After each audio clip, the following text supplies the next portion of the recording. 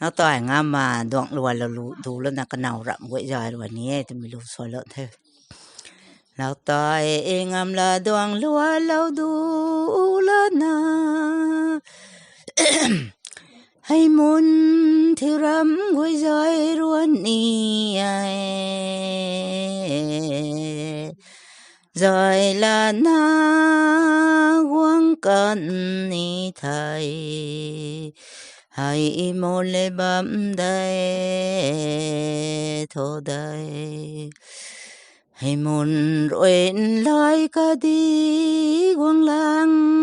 lại nấp bùng nghe hè phải xuôi ban xoang mà khang xuôi lâu hè phải xuôi ban xoang mà khang xuôi lâu tì khâu tàu coi luang nay gò san sinh bụi gan quăng lâu bùng ai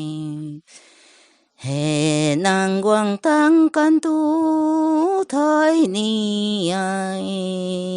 hè ai quăng tăng can tu năng thời ni thời hè aram luang câu ra lu dầm